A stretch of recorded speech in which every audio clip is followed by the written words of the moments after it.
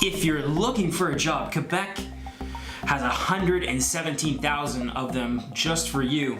Via Rail decides Canada is not the right place to build trains, and if you fly on Swoop, that's right, Swoop, that's WestJet's newest airplane service, very discounted. The Competition Bureau is looking into them because you can fly super cheap. It's the Parkin Real Estate Podcast. Welcome back to another episode of the Parkin Real Estate Podcast. If you're watching on Facebook or YouTube, thank you so much. I really appreciate it. And if you're listening to this on Google Play or Stitcher or anywhere else, I really appreciate it. It's been a busy few days. I haven't gotten to the podcast. We're in the end of December, and right now is an extremely busy time and should be for most people, not just for Christmas, but also if you own a business or are an entrepreneur, now is the time. And really, I've been going since middle of November to really strategically plan out 2019. I know I have a lot of realtors, mortgage brokers. You guys DM me or send me emails and messages talking about the podcast, and I appreciate all the support. And I know a lot of you listen, so I'm strategically building for 2019 and have been for over a month now, rolling out some amazing marketing plans. If you guys don't listen to or know who Grant Cardone is, he has a really famous saying within the business community, and it's, if you don't know me, you can't phone me. And really what that means is, if you don't know who I am, I can't do business with you and you can't do business with me. So if you're considering making a move in 2019, the market has changed. Things are different, and that's not a bad thing. It's actually a really good thing. There's a lot less competition. Prices have finally stabilized. If you are selling, you aren't going to get a crazy, ridiculous price that's super overvalued, and that's okay. The reason is because you're going to get the same deal when you go to make a purchase. So if you were in the process of figuring out, should I make a move? Is this the time? Is 2019 right? Let me tell you something. It's not only right, it's a very good time to make a move in the local real estate market. Let's get right to the podcast. If you are looking for a job, as a lot of Canadians are, and you live in Ontario or not in Quebec, you should consider potentially learning French, bonjour, and moving to Quebec. Quebec has a labor shortage of 117,000 jobs, and to top it off, they are not going to be bringing in more immigration. They're actually cutting it. Quebec's provincial government is following through on promises to cut immigration levels, even as the province struggles for historical labor shortages. Craziness. The same day that the immigration minister announced plans to cut immigration levels for the next year, 2019, by 20%. The Canadian Federation of Independent Business released a survey showing Quebec has the country's most acute labor shortage. Some 4.1% of all jobs in Quebec, of all jobs, about 117,000 positions, went unfilled for more than 4 months in the third and final quarter of this year, basically the third quarter. And it has the highest rate of job shortages, or unfulfilled jobs, I should say, in any province. The move to reduce immigration isn't going to obviously slow this down. In fact, more jobs might become available. If you live in Oshawa and might want to relocate, this could be the time for you. In general, it's not a great message when you're looking at closing down or restricting some of the labor supply in the province, said Ted Millett, Vice President of CFIB. Businesses are looking for skilled workers. That means they pay more money. Sometimes the best way to find them is from out of the province. 2019, the province is targeting 38 to 42,000 immigrants, including 23,000 through economic immigration policies, and that is down from 53,000 this year. They're cutting it more than in half. The province may also see some demographic changes ahead from slowing population growth. People are just not having kids these days, especially at the rate that they were. So according to data released by Quebec Statistical Office, the province's population growth is behind the Canadian average. So there's a lot of factors going into no jobs being filled, lots of jobs on the open market. If you're looking for employment and you seriously want to make a move, you may want to check out Quebec. You may want to check out Montreal in particular. Specifically, if you're into tech, Montreal is a really big tech influence in Montreal. So it'd be something to definitely check out. Via Rail. Let's jump into story number 2. This is from CBC. They place $1 billion order with a German company instead of Bombardier. Siemens, which builds a lot of things, including trains, is going to build these trains for Canadians for Via Rail at its California facility. We've taken $1 billion out of the economy, mainly out of Quebec. The company confirmed the contract. They're going to see their trains built out of California. Delivery should happen in 2021. Via Rail and Siemens also announced a 15-year technical services and parts agreement valued at $355 million. So we're looking at $1.4 billion out of the Canadian economy. That's potentially could have created a lot more tax revenue. Hint, hint, when our politicians going to wake up to this. The Canadian Rail Company requires 30 new trains to maintain its current capacity of 9,100 seats. The equipment must also be able to run on electricity once it is installed along the route. Bombardier.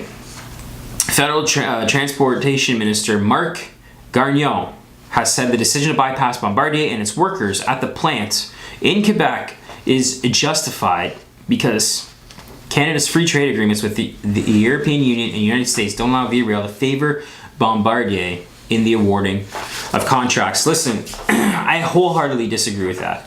What I do agree with is that we should have fair pricing, so Bombardier, can't have a monopoly on pricing. Totally agree with that. Meaning if it costs $1 million to build a rail car, that Bombardier can't charge $2 million because they're the only ones that are able to produce it because they're in Canada. What I would say is this, with due diligence done, companies like Via Rail, who are investing billions of dollars into their system, which run on our Canadian tracks, we should have these jobs, and this is what President Donald Trump is doing down in the US. And one of the things, maybe one of the only things that I really do agree with him in terms of his economic policy is we need to start bringing these high-paying jobs back to Canada. I don't know what the argument is. And I don't understand why someone would think differently as a Canadian. I'm all for competitive pricing. I'm all for fantastic and amazing and top-notch products, services. I'm all for that. That should not be compromised. But the second we start handing money to people outside of our country for them to then basically sell it back to us, it's a little bit ludicrous. And I don't understand that. Like, part of this deal, whoever negotiated this deal should have said that Siemens opens up, maybe they spend $100 or $200 million, and maybe it's a joint venture with Via Rail to open up a plant if they don't have one in Canada.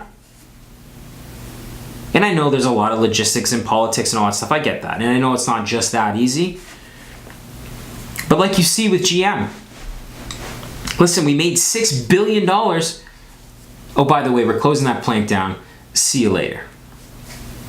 And so we need, as politicians in Canada, as business decision makers in Canada, as CEOs and CFOs in Canada, we need to become tougher against the competition outside of Canada. And I don't want to start talking about what's happening in our oil sands right now. That's a whole nother major topic of discussion that really needs to be had in a public forum. I don't know why we aren't talking about it more as a society. There's 120,000+ jobs in limbo because of politics right now in the oil sands.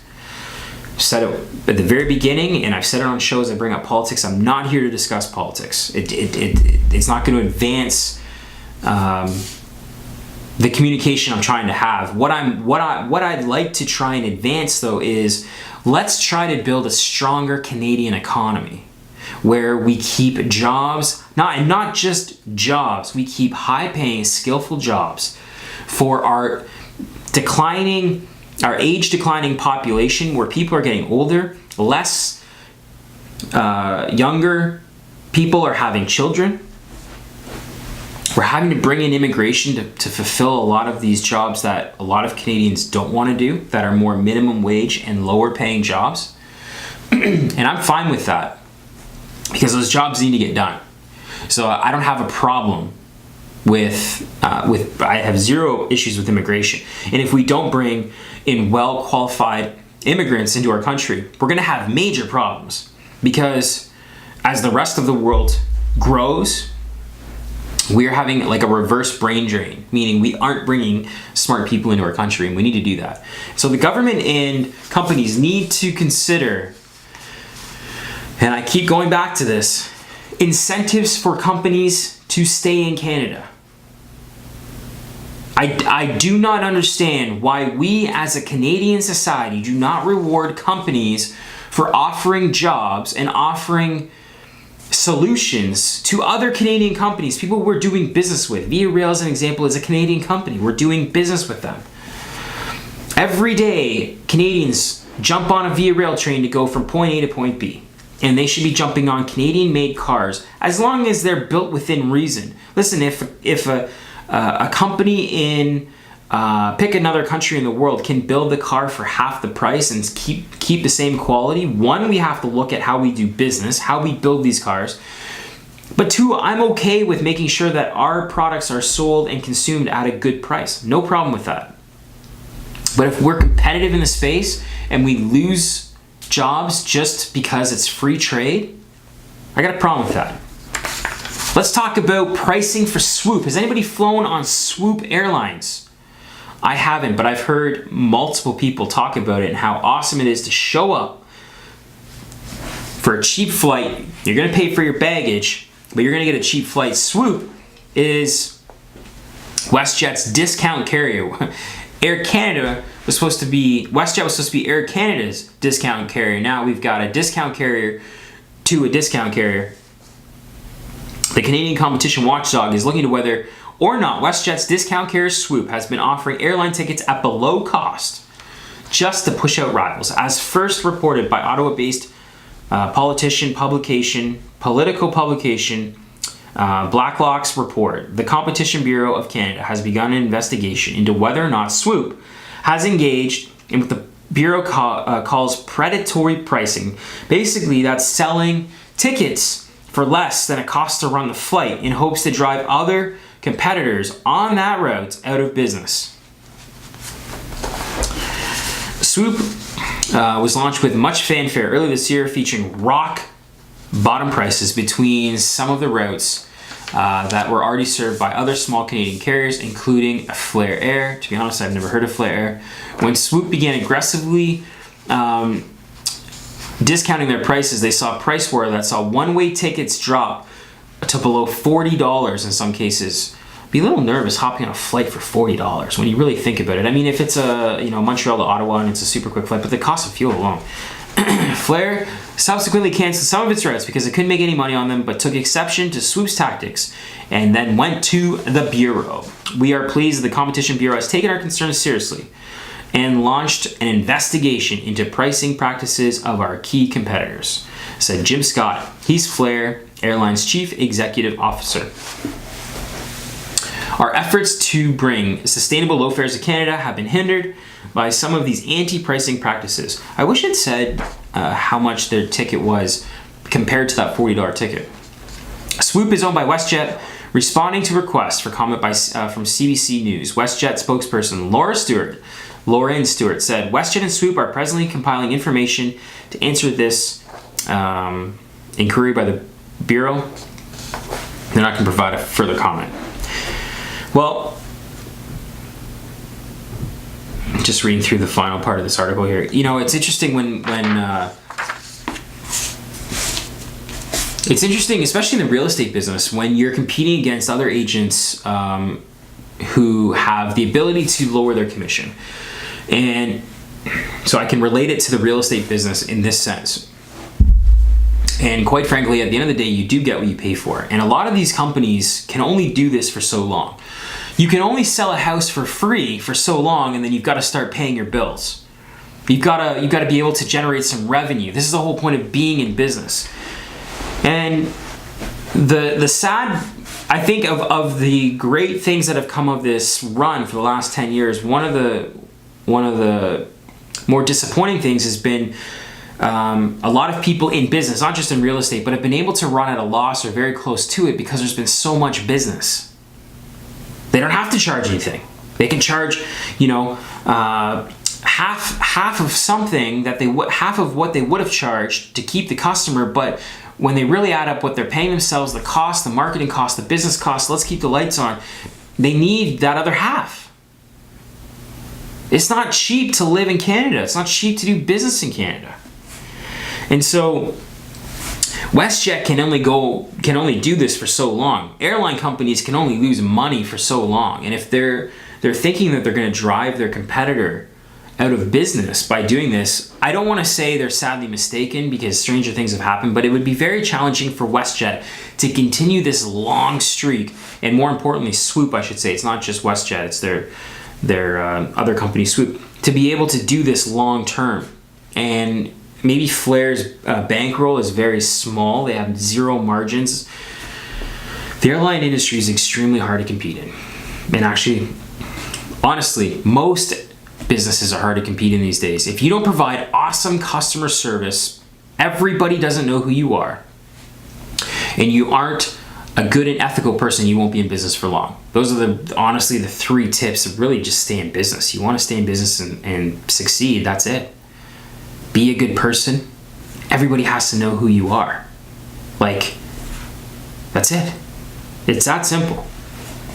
So I think that WestJet, I don't think the Competition Bureau necessarily is going to do anything about it, because it's a free and open market. That's the other thing I don't really understand. And in the real estate business, I can pay you to sell your home if I really wanted. I'd have to look into that, but I'm pretty positive there's no rule for me to say that I couldn't give you a $500 check to sell your home and you pay me nothing. Now, I don't know who would do that, but people cut their commission or charge less than the competitor to get a listing all the time. It's who we compete against. It's part of the business. You have to have your strategies together. And for a lot of agents that don't have anything else to offer other than cutting their commission, a lot of them do that. So I would be very, I'm actually very interested to see what the Competition Bureau's findings are on this, and to see how this all shakes out. It is December 12th, 2018. Thank you so much for listening to the podcast. We have our first business interview up on YouTube. If you go to Ken Parkin Real Estate on YouTube, we sat down with Jason at the Golfers Academy. It was a fantastic interview. We actually broke it up into, I think it's 18 videos. They're very short, 3 to 4 minutes long. We are going to be posting the full interview as well. But we had about 30 minutes of awesome content, and I felt that it would make sense to really break down the content and to show specific subjects so that people have a very good understanding of what we're talking about. Some people may not want to listen to certain parts. So if you're looking for a fantastic indoor golf facility, somewhere where you can take your family, you can take a spouse or a partner, you can want to go by yourself and work on your game. It's winter time now. There's no golf courses open. Jason and the Golfers Academy have the TrackMan system in place. Fantastic system. I love it. So many different things that you learn from this system. And so I highly recommend the Golfers Academy. We're creating a preferred partners group. Jason is number 1. And I'm looking for 24 businesses in 2019. I want to come and see all of you. We're getting lots of submissions and requests, so I appreciate that. We're going to have some new interviews coming shortly, definitely after the break. But I would like to do 2 a month. So if you are a local business in the Oakville, Burlington, Hamilton area and want to have your business featured, reach out, sold@kenparkin.com. All my contact info is on my website.